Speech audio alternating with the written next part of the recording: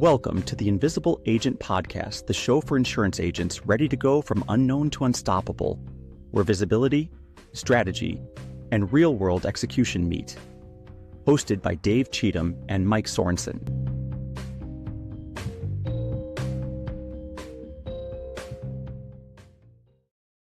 Welcome to the Invisible Agent Podcast, where we help you go from unknown to unstoppable in your insurance business. I'm David Cheatham, and I'm here today to talk about the storms. I don't know about you. I was going through traveling recently and had some major rainstorms. I know that by our house, for the first time in a long time, we had a tornado touchdown. It was about 6-7 minutes from our house, and that was kind of scary. In fact, I was actually pulling into the driveway, into our garage, when I heard the tornado go by, not knowing that's what it was, but found out that's what it was. Buildings were damaged, businesses were damaged, businesses had to change and adapt. And that's kind of where I'm going with this. So many people in our industry, in the insurance business, we see storms coming and they run as fast as they can out of the industry. And the naysayers are, hey, you shouldn't do this. You shouldn't do this. You shouldn't do this. I keep on going on to different online forums, and I see that people are selling their book of business. People are wanting out of the insurance business. Yet we have tons of people also getting into the business at the same time. I was just talking to an agent, and they were saying, hey, I don't know if I want to be doing insurance. And I asked why, and they just said, so many things are changing. If you do ACA, we just saw that Centers of Medicare and Medicaid Services, Health and Human Services made some major changes. By the way, it wasn't just this year. They made changes every year. I've been doing Medicare for over 20 years, and I can tell you that I don't remember a year in which changes didn't take place. That's a storm. Any change is kind of that storm. The question is how you look at that storm. Now, so I want to talk about the storms are for growth. And people go, what? What do you mean storms are for growth? Well, one, storms create opportunity. And when there's opportunity, that's a time for growth.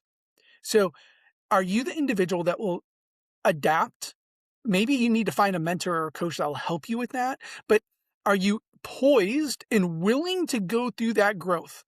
Right? So storms, they come through.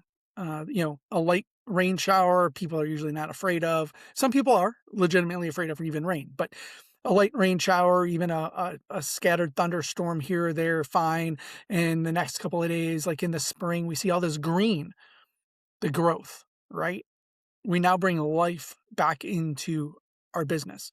And then people go, well, wait, we had a tremendous storm. It flooded the basement, or it tore down trees. And believe me, we've seen it. Where we live, trees just onto the ground, right? Branches snapping off, all these different things. And people go, this is not healthy. Well, no, it just took out the dead stuff. Sometimes it takes a storm to clean out the dead stuff, not just to give us the water we need to flourish, right? But also it kills and points out the stuff that we shouldn't be doing anymore. So I don't know about you. I'm an individual that, I have things that I've collected over the years, and I've always said, I'm going to go back and look at that, right? Letters, tickets to concerts, tickets to baseball games, different games like that, to just picking up stuff at different events I've been at that I thought was cool at the moment. And I've used in the moment, but later on I did not. I remember we have a friend of mine that worked for us for a while, and he was telling me, Dave, you have all this stuff. We have to get rid of the stuff, right? And no, I didn't hoard it, but we had a lot of stuff. The stuff I used, and there's other stuff we went through a whole scanning process. We're still going through scanning processes because I want to get rid of clutter. I want to get rid of paper. Some of that information is very valuable in today's society. It's a lot easier to find things when we put it into digital formats. I can actually go to pick up different items that I want and say, I want to get all the knowledge on this subject that I've read, collected, or whatever over the years, and I can find it much easier. right? Because of technology that we have. In the day, I didn't have that. I had folders. I'm a pile person with paper. It's horrible. I know it, but that's how I find things. People move something and I don't know where it is. But now my computer was always organized. That was one thing I had down to a science. I had staff that came in and they started putting things in manila folders. And sometimes they were color, just not the manila.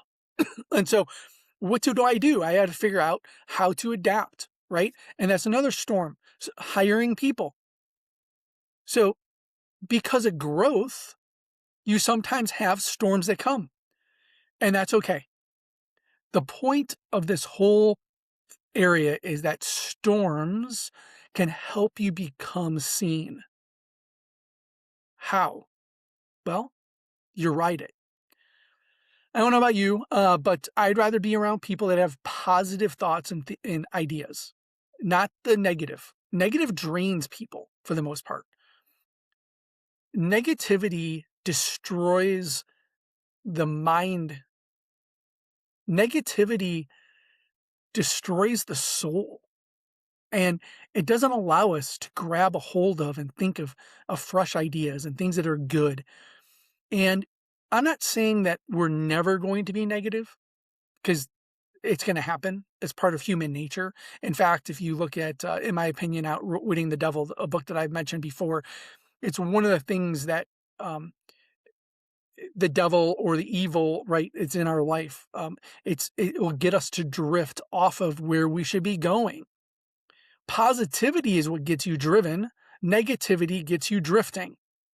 So the storms of life, the storms of your business can truly help you flourish. So are you going to be a person that people look up to and are attracted to because you see the positive? When you speak to your clients, do you see the positive? Even when something looks bad, can you actually show why it's being done and what the intentions are? Even if the intentions are not necessarily, the intentions might be good intentions. However, the implication or how it was actually put into place was not. There's many, many instances of that throughout history, especially in an insurance world, right? It's very easy to go, the woe is me, the sky is falling, the government is against insurance agents, medical groups are against insurance agents, carriers are against insurance agents, the people are against insurance agents. It's all the fault of the insurance agent. And we know that's not true. But that's what we feel because we are the center of it. Our business is getting attacked. So what can we do? Oh, wait, there's some groups that actually said, hey, we want to take this for a growth opportunity.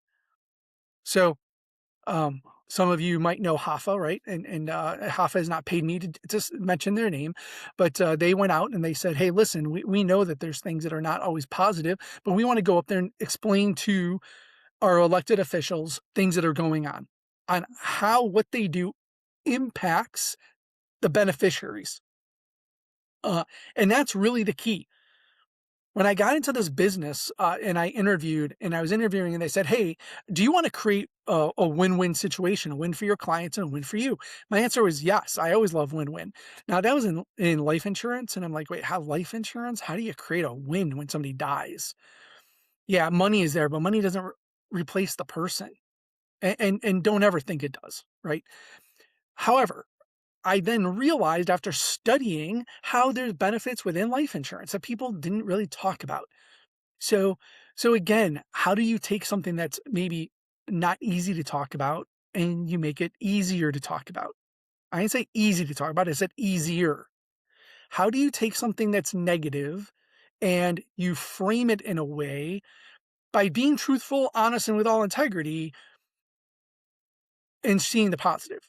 Now, we've just seen some horrible things. And again, I was driving and I saw trees down in Kentucky that there's a storm there. And I don't know if it came from a recent storm or a storm that happened there a couple years ago, but there's still some damage, right? The damage within nature. But then I look around and I see new trees that are growing, and I see new brush that's growing, and that's a good thing. Um, Again, storms of life, storms of things. I don't know if you know this, but I love national parks.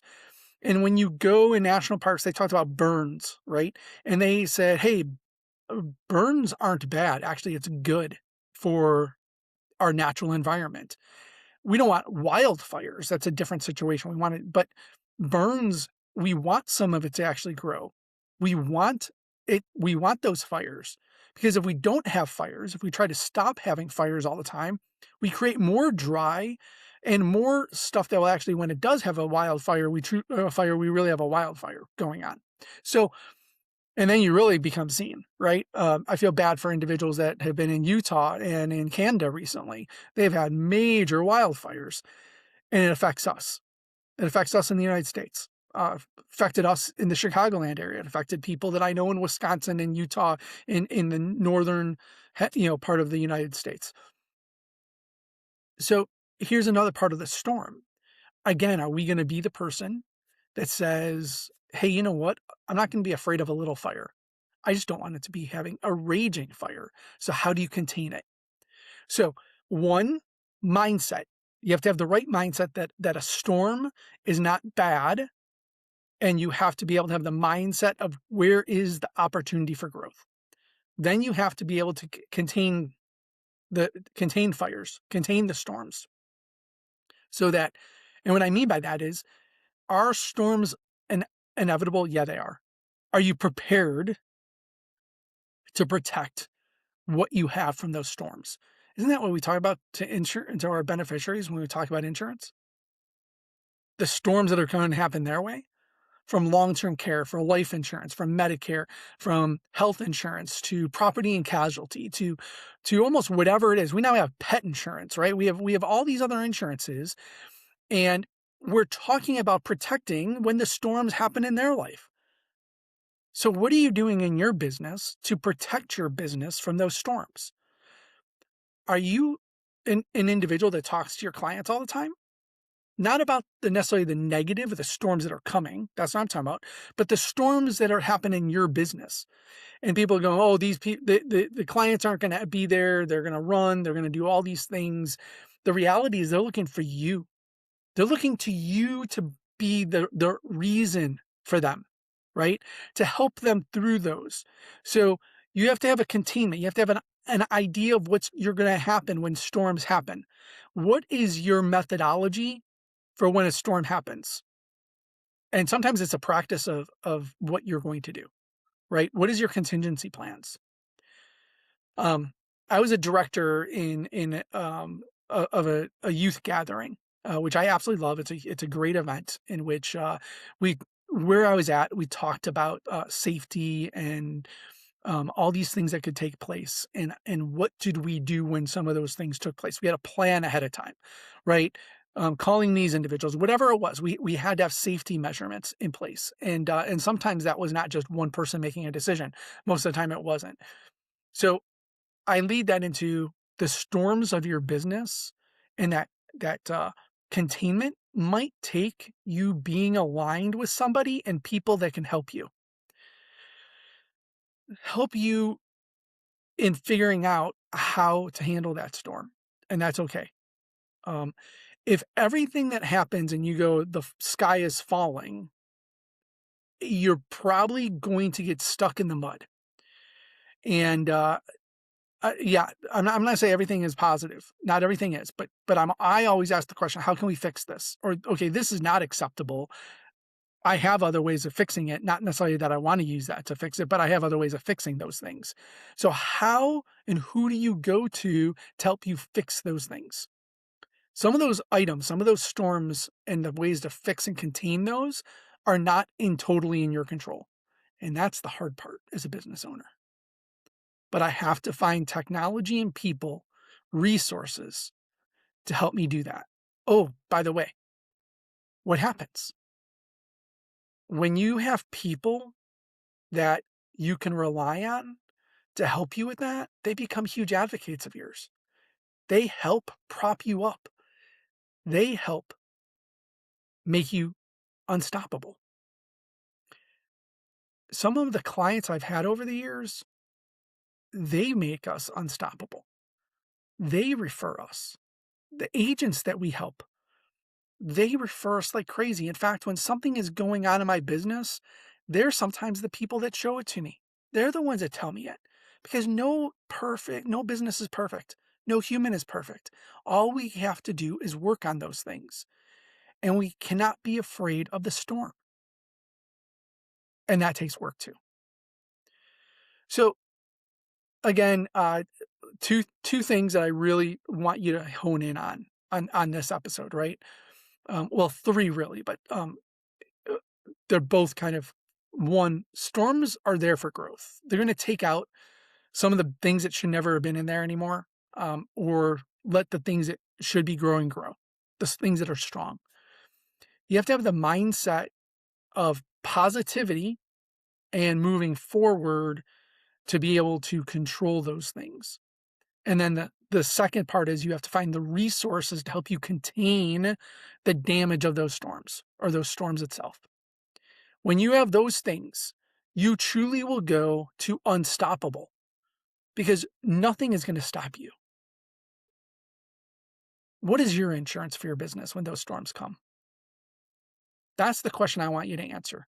And today, I'm going to ask you, whatever platform you're listening to it, find us and tell us what is your insurance for protecting your insurance business, the storms that take place within the insurance business world. I would love to hear how you are actually protecting yourself and protecting your business from some of those storms. And maybe other people will read that and get some other ideas. So that is my call to action to you today. It's not even to share this post or to share this podcast. It is truly to share with us that insurance that you've built, the resources that you've built, how you're protecting your mindset to grow your business. Thank you for listening today. And as always, we're here truly to help you to go from unknown to unstoppable. Invisible Agent is for all agents. And we look forward to helping you continue to grow your business. This is not something that's advertised. It is truly organic. And I thank you for taking part in listening to this. Have a wonderful day.